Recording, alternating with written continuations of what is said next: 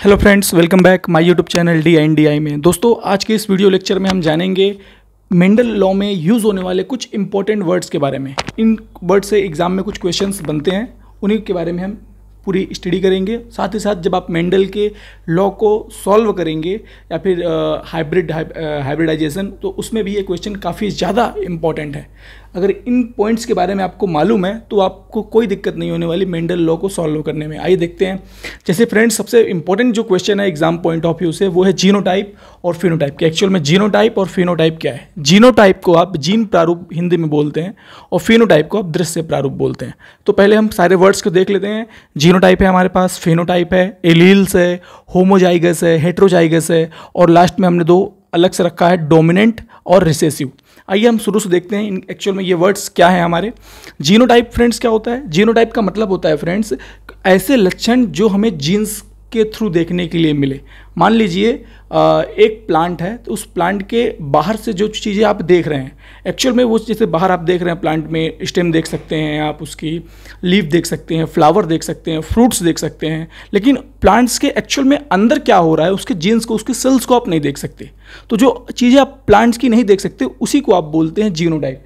और जो प्लांट की बाहर आप देख रहे हो एक्चुअल में क्या है, वो फिनोटाइप है। ठीक है, एक एग्जाम्पल अगर मैं आपको देके दिखाऊं तो मान लीजिए कैपिटल टी का मैं एग्जाम्पल लेता हूं आपके लिए।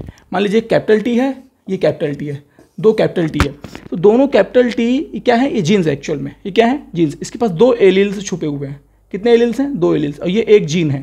फ्रेंड्स, अगर इसकी जीनोटाइप की बात करूं तो इसके जीनोटाइप का मतलब क्या है? ये दोनों कैपिटल हैं, तो ये क्या हो गया? इसका जीनोटाइप हो गया। अगर इससे बनने, मान लीजिए इसे हमें एक बीज समझे, अगर हमसे एक बीज समझे और इसे मैं ग्रो करवाऊं, तो इस जीन्स से जो बीज बनेगा वो बाहर क्या लक्षण दिखाएगा?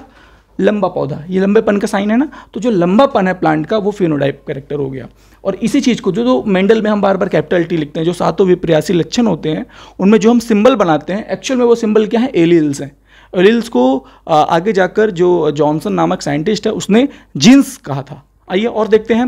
जैसे होमोजाइगस एक हो गया, होमोजाइगस। अब होमोजाइगस क्या होता है?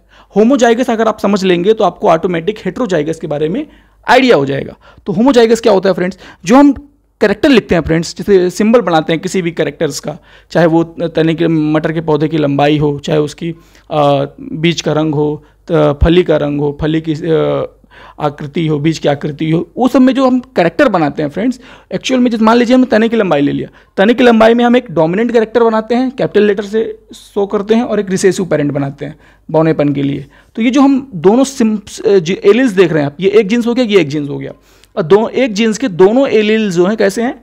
कैपिटल हैं, दोनों एक जैसे हैं, दोनों एक जैसे हैं, रिसेसिव के भी। तो इसी चीज़ को आप बोल रहे हैं होमोजाइगस। लेकिन इन दोनों के मेल से जो F1 पीढ़ी आती है उसमें हमको क्या देखने के लिए मिलता है? कैपिटल टी और स्मॉल टी। ये जो कैपिटल टी और स्मॉल टी है, इसमें जीन्स दो हैं और दोनों के जीन्स अलग अलग हैं, एक कैपिटल लेटर में है, एक स्मॉल लेटर में है। तो इस चीज़ को आप बोलते हैं हेट्रोजाइगस।